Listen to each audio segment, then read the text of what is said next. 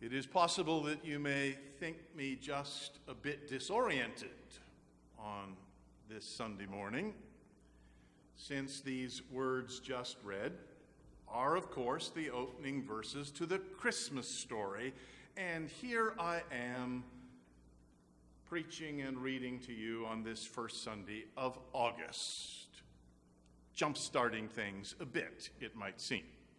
Although I discover I'm not alone. Week before last, I spotted in Giant Eagle Halloween candy already out for your enjoyment. Who wants to give the kids fresh candy for Halloween? Let them have something that's crunchy. But I read the message today and this text not just because I'm a bit disoriented and maybe even more so than usual, but rather because of the way this wonderful, beautiful text, subtly but powerfully, suggests that oftentimes we are in our own lives a bit misdirected. That is to say, it is a story that begins by telling us about the power brokers, the makers and the shakers of this world of ours. Caesar Augustus, called God by his subjects, living and ruling in Rome, but over most of the known world. And Quirinius, who is the governor of Syria. These are the powerful people. These are the people who shape the world and who fill the sails of our destiny, who direct our steps.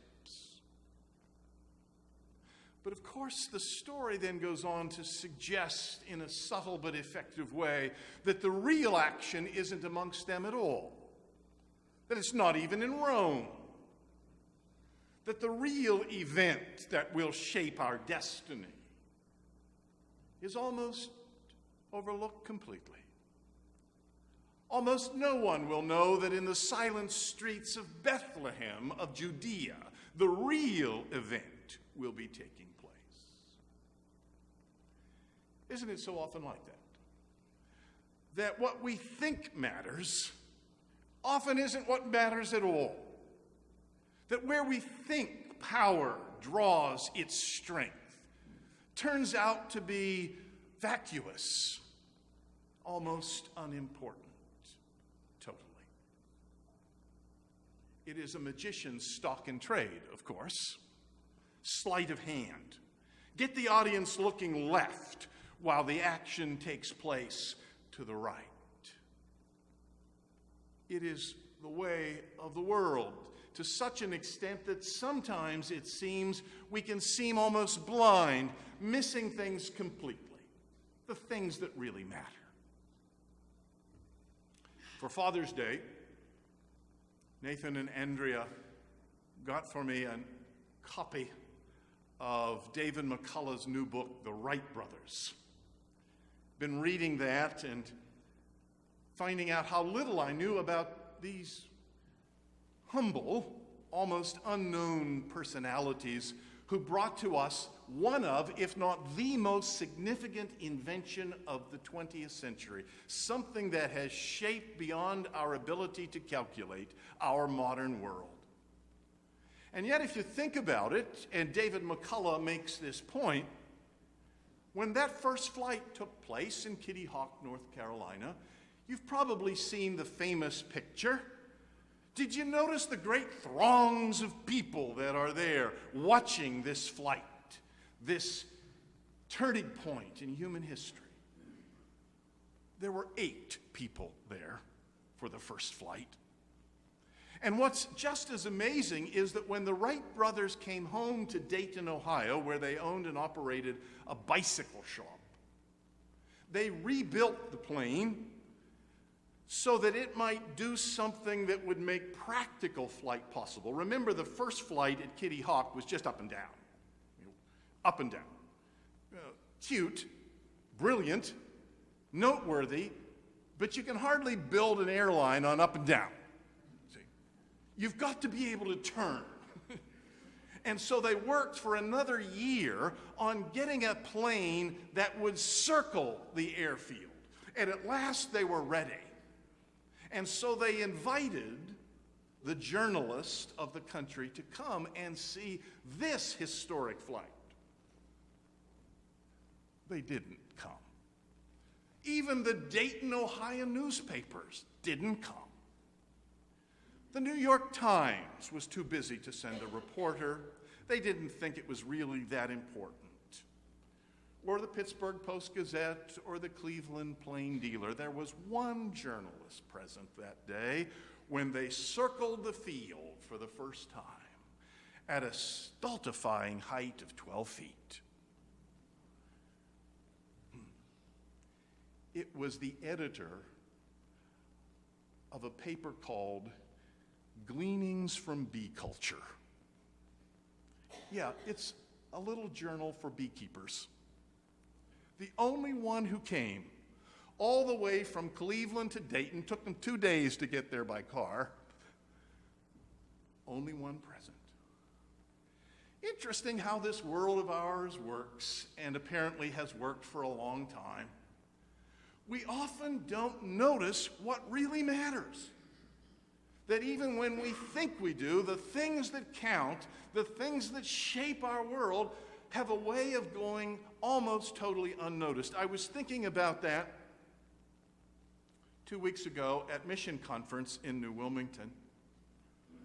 I was beginning, because I commute, I don't stay on campus, I still try to watch the news. That's probably a mistake in a lot of ways, but try to tune in, see what's going on in the world. And what I discovered is pretty much what I already knew, that the news headlines and the stories that follow are almost always superficial and silly. They're titillating and tantalizing, but not very substantive for the most part. Some of them are just downright ridiculous. Some of them dealt with the headlines, mind you. The Kardashians and what they're up to these days. The refurbishing of Buckingham Palace was one of the lead stories. Of course, there were the pictures of William and Kate and the kids and all of that. There were also stories that week of what Donald was up to and what he was saying. Interesting. And of course, to be fair, we have to also have stories about Hillary and what she's stumping about as she makes her way across the country, or at least the most significant states.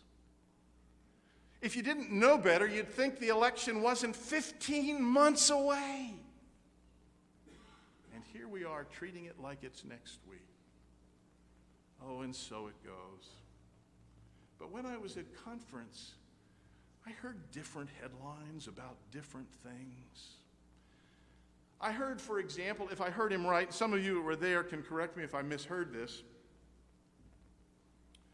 Most of the world still goes to bed hungry every night. I think I heard that right. I would have guessed a lot of people go to bed hungry at night, not just those who are dieting, but hungry. Most of the world. And it doesn't have to be, we were told. It's because of how we make our choices and our priorities. In fact, on this green earth, enough food is produced to feed every single person on this planet, and with plenty left over. Thousands of children die every day of hunger-related illness. And it doesn't have to be. It doesn't have to be. Admiral Zemer was the speaker on Sunday night. He is the director of the Presidential Malarial Initiative. He was appointed to that post by President Bush and reappointed by President Obama. And he was talking about malaria. I didn't even think malaria was around anymore. I thought kind of like yellow fever and polio that once was a scourge, but now pretty much history. Oh, no. Thousands of people die every year. Most of them in sub-Saharan Africa, but not exclusively so. Thousands of people die every year of this disease that could be easily eradicated. We have the means, we have the medications. It doesn't have to last 5 minutes longer if we'd put some attention to it. If it would grab some headlines, and if we'd allow it to grab some headlines. But we don't. See, that's the sad thing, don't you think? If this world, and even if just this country, were to put the spotlight on these issues for just 2 months, problem solved. Problem solved. But we don't do it because we'd rather Trump.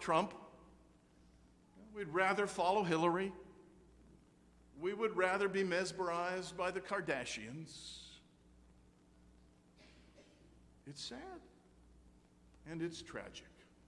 And of course, we can't solve it, you and I, 100 or so of us gathered here this morning. We can't solve that problem, but it did occur to me that in the quietude that will be ours in a minute or two, as we receive the elements of the communion table, there will be some time to think and pray and meditate about, well, maybe what matters to you. What are the priorities in your life right now? What do you think and what do you treat as those things that count? As those things that make a difference? Where is your interest and attention? Do the lights of Rome still dazzle you? Or, like simple shepherds, have you found something noteworthy in those silent streets of Bethlehem? What are our priorities, our interests, our values?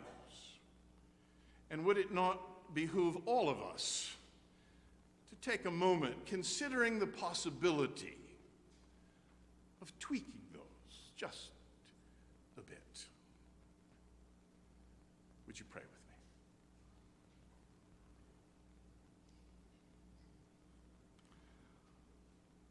Oh God, in a crazy and mixed up place we call world, we would seek to find our way.